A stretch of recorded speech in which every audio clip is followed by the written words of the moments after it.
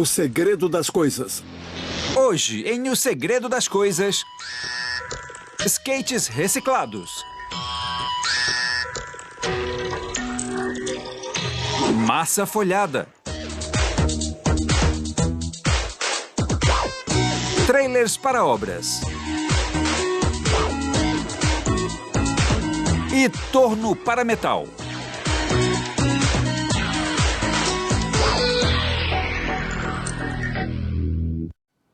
Há 60 anos, surfistas queriam andar pelas ruas como surfavam as ondas.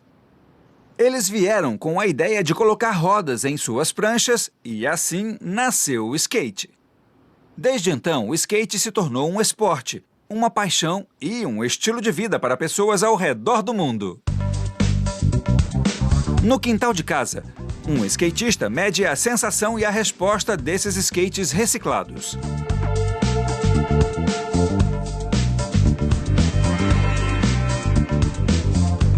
Skates reciclados dão vida nova a velhos shapes que não podiam mais rodar.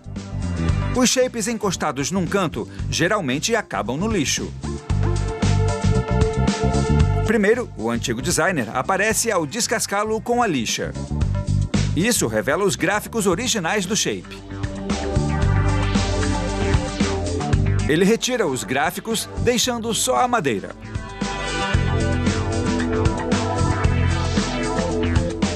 Aplica uma resina na parte de cima do revestimento, um tipo de verniz colorido, e empilha os shapes em uma mesa com uma prensa. Ele passa cola em outro shape e coloca um por cima do outro.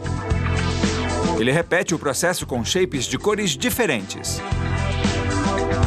O empilhamento continua até que o designer tenha colocado 20 shapes na mesa. Ele coloca as peças no lugar e aperta. Cada um faz 10 toneladas de compressão, pressionando os shapes enquanto o epóxi seca, saindo o excesso de cola. O designer faz um corte transversal nos shapes com uma serra. Cada novo shape que ele faz vem com um desenho de cor única. Um técnico faz um traçado no shape. Faz um corte não rebuscado com uma serra. Lixa a superfície áspera do shape usando uma lixadeira.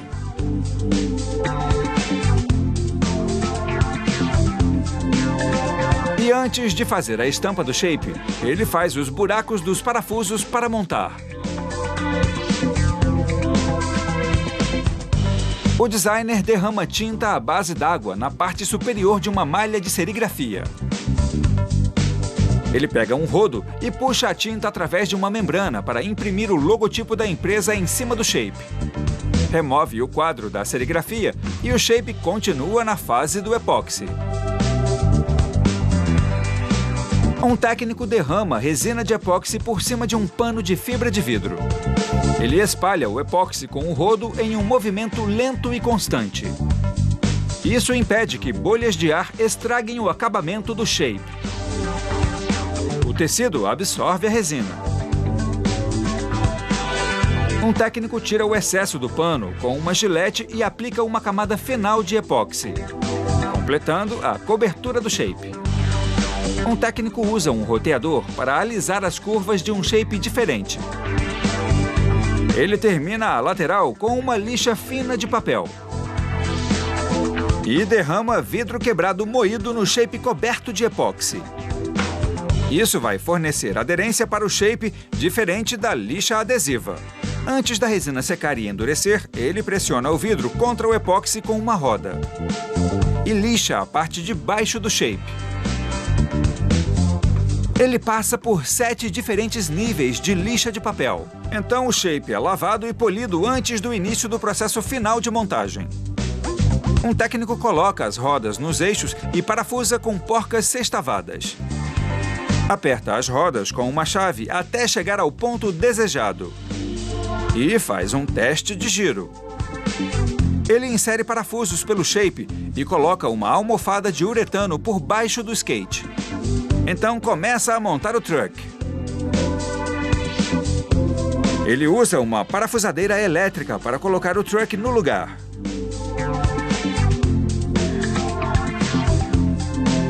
Cada skate é equipado com rodas de poliuretano montadas em trucks de metal. Isso permite que o skatista se oriente e controle o shape.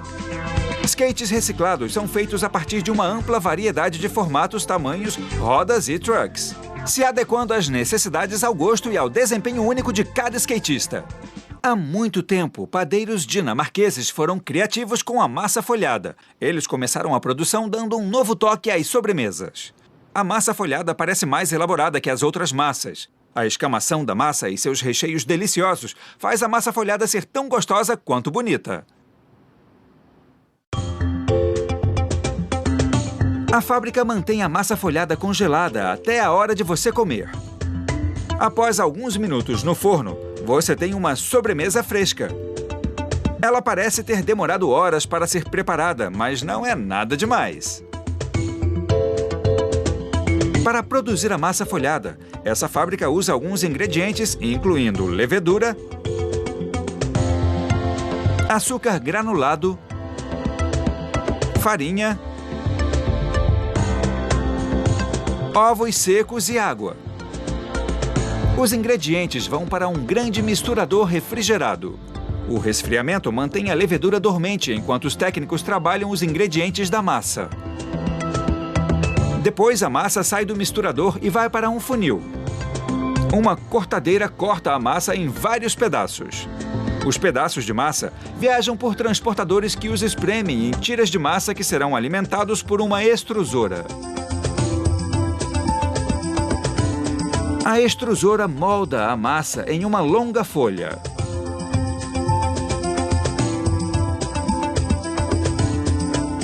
Na saída da extrusora, um técnico joga farinha no transportador.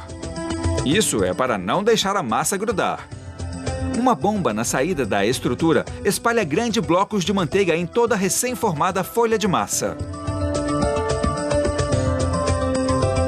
Abaixo do transportador, abas dobram a massa com manteiga, criando uma camada dupla. Esse processo de dobra, chamado laminação, vai acumular várias camadas de manteiga, resultando em uma massa muito escamosa. Em seguida, a massa viaja por um tambor com pinos rolantes. Esses pinos achatam a massa dobrando de forma expressiva, comprimindo as camadas em uma folha fina. Agora, o transportador leva a folha achatada para um dispositivo que dobrará a massa novamente.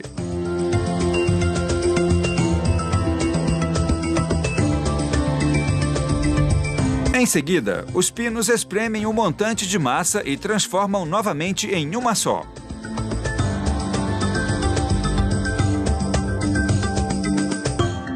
Cortadores rotativos cortam a massa laminada à medida em que ela anda. Os cortes criam tiras angulares para a massa folhada. No processo seguinte, um recheio de cereja com consistência de geleia espera. Bicos depositam quantidades precisas de recheio de cereja entre os cortes. Em seguida, técnicos dobram a massa sobre o recheio central, criando uma massa com uma aparência bem atraente. Sensores determinam onde as lâminas irão cortar a massa folhada.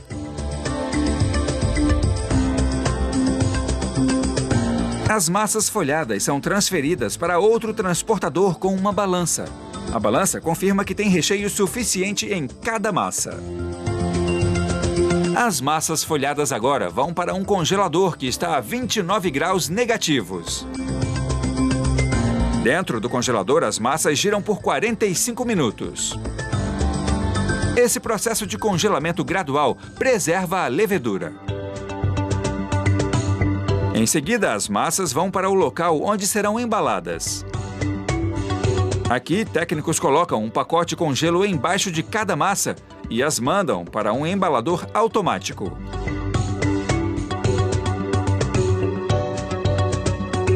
Máquinas enrolam um plástico ao redor da massa. Para diminuir a quantidade de tempo que a massa fica fora do congelador, o processo tem que ser rápido. Agora elas passam por um processo de pesagem para confirmar que a quantidade correta foi embalada. Quando cozida, a massa aumenta bastante, permitindo que as massas que foram trançadas se expandam. As camadas de massa se separam e tornam-se flocos. O recheio de cereja entra na massa. Não dá para ficar melhor do que isso. Passando por uma construção, você provavelmente verá um trailer. Trailers para obras fornecem um espaço para escritório no local ou um refeitório para os operários. Ele também pode ser usado como vestiário para os operários trocarem suas roupas e tomarem banho após manusear materiais perigosos. Trailers de obras geralmente têm 4 metros de largura e podem chegar a até 18 de comprimento. Dentro dele, pode ser equipado com o que for necessário.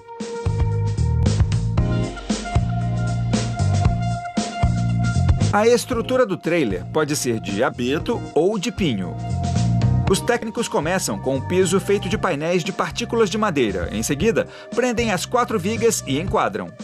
Isolam o chão com lã de fibra de vidro e aplicam um compensado por cima. Então, espalham cola no piso secundário.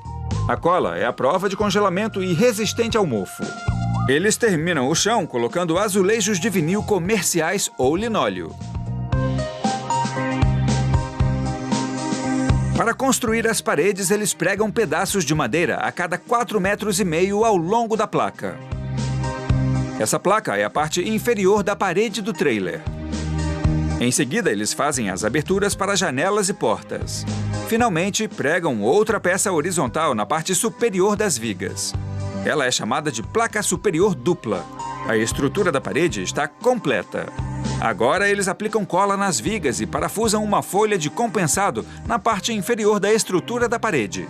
Repetem esse processo nas outras 3 paredes. Em seguida, levantam cada parede e prendem uma placa única no piso. A parede externa se estende abaixo da chapa, que cobre a lateral do quadro. Eles colam o compensado na estrutura do piso e reforçam com pregos. Em seguida, o teto do trailer. A construção é em camadas. Primeiro, eles descem o teto de fibra de madeira. Então, instalam uma barreira de vapor de plástico. Em seguida, as vigas do telhado. As vigas têm bordas inclinadas para drenar a água do telhado e buracos para a fiação elétrica. Assim que as vigas estão instaladas, técnicos enquadram a estrutura com placas finas. Então passam os fios elétricos para as luzes, tomadas, aquecedores e outros componentes elétricos. Agora começam a trabalhar dentro do trailer. Primeiro, a lã de fibra de vidro é instalada entre as vigas. Uma barreira plástica de vapor é adicionada, então eles instalam painéis lisos de madeira. Os painéis de madeira são laminados com vinil para um acabamento limpo. Ao mesmo tempo, técnicos continuam o trabalho na parte externa do trailer.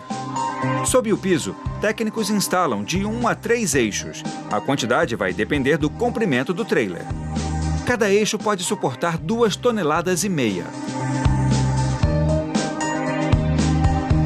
Após os técnicos colocarem todo o compensado na parte externa, começa o processo de acabamento. Na parte de cima e de baixo do trailer, eles instalam molduras com chapas de aço pintadas.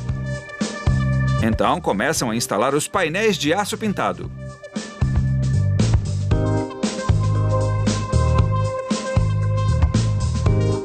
Portas e janelas são instaladas antes de colocarem o tapume de aço.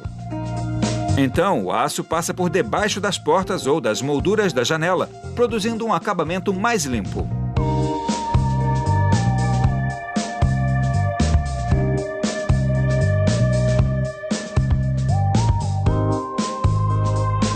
Trailers com mais de 10 metros têm um sistema de dutos para aquecimento e ar-condicionado.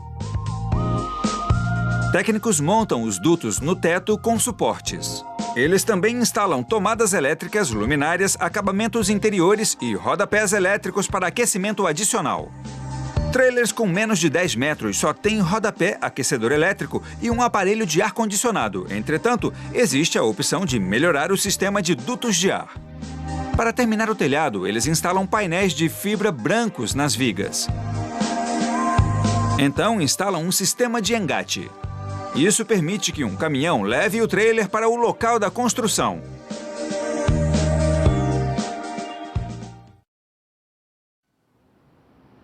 Um torno mantém o pedaço de metal no lugar para que um cortador computadorizado possa moldá-lo. Você já viu tornos várias vezes aqui no programa. Agora é hora de descobrir como eles são feitos. Tornos de metal têm mandíbulas paralelas que se fecham firmemente em torno de um pedaço de metal. Seu forte aperto permite que uma peça seja moldada com precisão.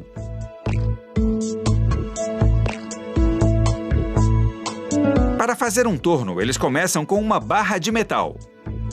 Ela gira em um torno mecânico, enquanto uma ferramenta molda filamentos. O resultado é um parafuso de chumbo que será usado para abrir e fechar as mandíbulas do torno.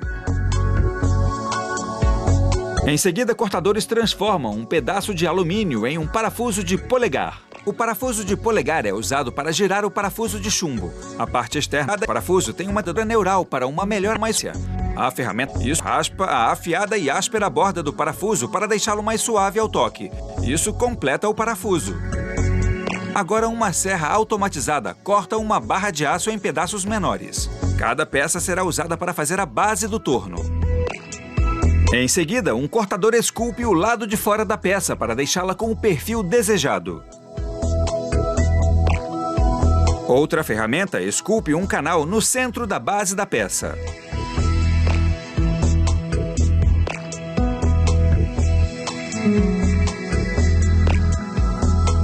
A máquina de cortes também cria componentes para o sistema de transporte do torno.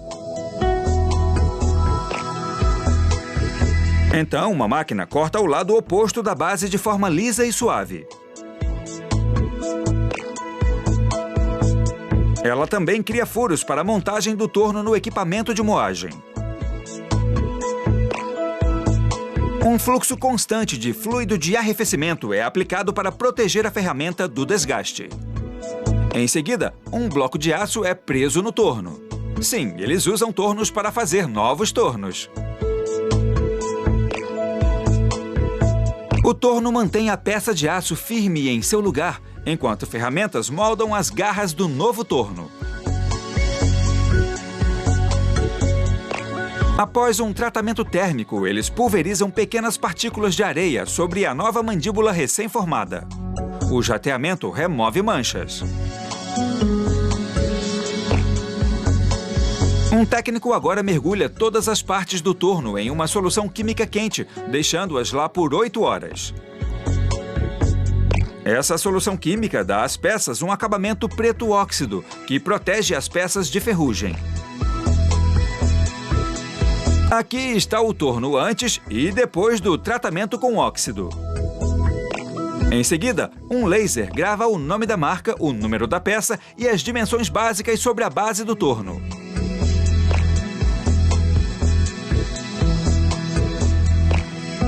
Em seguida, uma sonda mede o tamanho dos orifícios de montagem. Também determina se os furos estão na localização correta.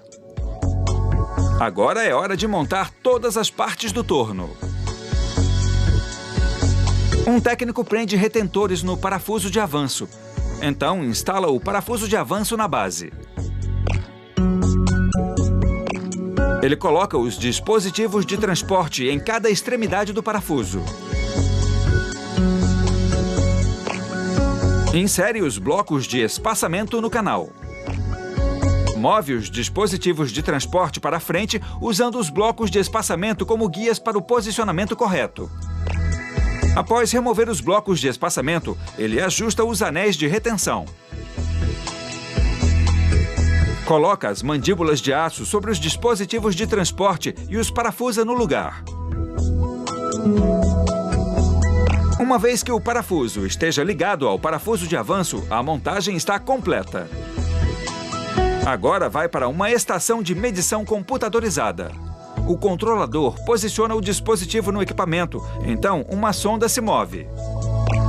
A sonda compara as coordenadas do torno com um modelo computadorizado e checa se as medidas estão padronizadas. O torno leva 4 semanas para ficar pronto e vai durar muitos anos.